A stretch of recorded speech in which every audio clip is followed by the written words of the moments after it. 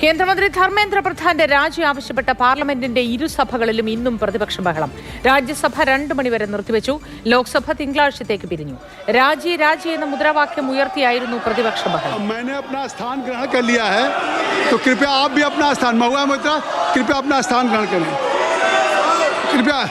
संसदीय कार्य मंत्री जी, संसदीय कार्य मंत्री जी राहुल गांधी जी भी यहाँ आए हैं, नेता प्रतिपक्ष और सब लोग। मैं फिर से आंदोलन करता हूँ। जियाउर रहमान जी,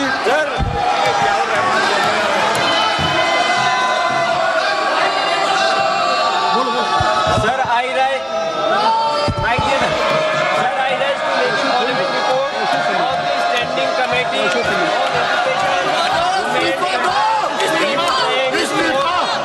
ബസന്തവരങ്ങളുമായി ചേർന്നു. ബസന്ത്, ഇന്ന് എന്താണ് പാർലമെന്റിൽ സഭയിൽ പ്രക്ഷുബ്ധമായ സാഹചര്യം എങ്ങനെയായിരുന്നു?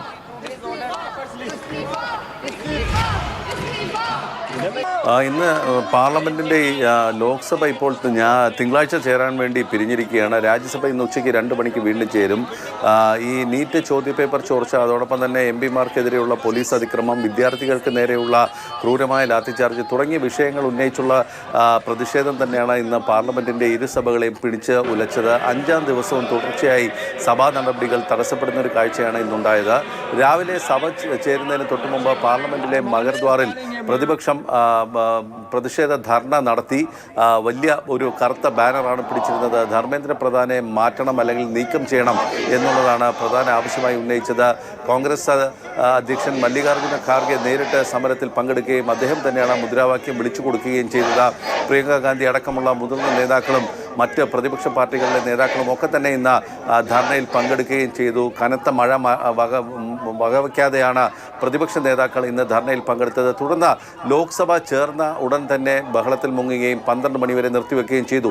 12 മണിക്ക് സഭ ചേർന്നപ്പോൾ പാർലമെന്ററി കാര്യമന്ത്രി കിരൺ റിജ്ജു ഇന്ന് തന്നെ ചർച്ചയ്ക്ക് തയ്യാറാണ് എന്നുള്ളൊരു നിലപാടാണ് സ്വീകരിച്ചത്. മറ്റ് മാനദണ്ഡങ്ങളും ഒന്നും വെക്കാതെ നിങ്ങൾക്ക് ചർച്ചയിൽ പങ്കെടുക്കാം എന്ന് രാഹുൽ ഗാന്ധിയോട് അദ്ദേഹം അഭ്യർത്ഥിക്കുകയും ചെയ്തു. പക്ഷേ രാഹുൽ ഗാന്ധിക്ക് മറുപടി പറയാൻ അപ്പോൾ സഭയിലുണ്ടായിരുന്ന സഭാധ്യക്ഷൻ ജഗദംബിക പാൽ തയ്യാറായില്ല എന്നുള്ളതാണ് ശ്രദ്ധേയം. ആദ്യം അദ്ദേഹത്തിന് മൈക്ക് നൽകിയെങ്കിലും പിന്നീട് അത് നൽകാതിരിക്കുന്ന ഒരു സാഹചര്യം ഉണ്ടാവുകയും ചെയ്തു. ഇതിനിടയിൽ നിരവധി തവണ പ്രതിപക്ഷ അംഗങ്ങൾ നടുത്തളത്തിലേക്ക് ഇറങ്ങുകയും ചെയ്തു. സഭാ നടപടികൾ മുന്നോട്ട് കൊണ്ടുപോകുന്നതിനിടയിൽ പ്രതിപക്ഷ അംഗങ്ങൾ വലിയ തോതിൽ പ്രതിഷേധമുയർത്തുന്ന സാഹചര്യം ഉണ്ടായതിനെ തുടർന്നാണ് തിങ്കളാഴ്ച ചേരാനായി സഭ പിരിഞ്ഞിരിക്കുന്നത്. രാജ്യസഭയിലും സമാനമായി 2 തവണ സഭ നിർത്തിവെക്കുകയും ഇപ്പോൾ 2 മണിക്ക് വീണ്ടും ചേരാനായി ഇപ്പോൾ പിരിഞ്ഞിരിക്കുകയാണ്. അതിനിടയിൽ ഇന്ന് 1 മണിക്ക് കേന്ദ്ര മന്ത്രിസഭാ യോഗം ചേരുന്നുണ്ട്. ആ മന്ത്രിസഭാ യോഗത്തിൽ ഈ ചോദ്യപേപ്പർ ചോർച്ചയുമായി ബന്ധപ്പെട്ട് അല്ലെങ്കിൽ പരീക്ഷാ ക്രമക്കേടുകളുമായി ബന്ധപ്പെട്ടുള്ള നിലവിലുള്ള 2024 ബില്ലിൽ ഭേദഗതി വരുത്താനുള്ള നടപടികൾ സ്വീകരിക്കും, അല്ലാതെ ചർച്ചയാകുന്നുണ്ട്. ആ ഭേദഗതി ബില്ല് ഇന്നും കേന്ദ്ര മന്ത്രിസഭ അംഗീകരിക്കാൻ പോവുകയാണ് എന്ന് കിരൺ റിജ്ജു പ്രതിപക്ഷത്തെ അറിയിച്ചു. ആ ഒരു പശ്ചാത്തലം കൂടി നിങ്ങൾ കണക്കിലെടുക്കണം. ഇപ്പോൾ മാത്രമല്ല, പ്രധാനമന്ത്രി തന്നെ ഇന്നലെ രാത്രി ഒരു വീഡിയോ സന്ദേശത്തിലൂടെ ഇത്തരത്തിലൊരു നിലപാട് വ്യക്തമാക്കുകയും ചെയ്തിരിക്കുന്ന ഒരു സാഹചര്യത്തിൽ ചർച്ചയിൽ പങ്കെടുക്കണമെന്നുള്ള നിലപാടാണ് ഉയർത്തിയത്. പക്ഷേ അല്പസമയം മുമ്പ് അല്ലെങ്കിൽ സഭ പിരിഞ്ഞ ശേഷം പുറത്തിറങ്ങിയ പ്രതിപക്ഷ നേതാവ് പറഞ്ഞത് മന്ത്രി ധർമ്മേന്ദ്ര പ്രധാന്റെ രാജിയില്ലാതെ യാതൊരു വിധത്തിലുള്ള ചർച്ചയ്ക്കും ഞങ്ങൾ തയ്യാറല്ല എന്നുള്ളത് അദ്ദേഹം വ്യക്തമാക്കുകയും ചെയ്തിട്ടുണ്ട്.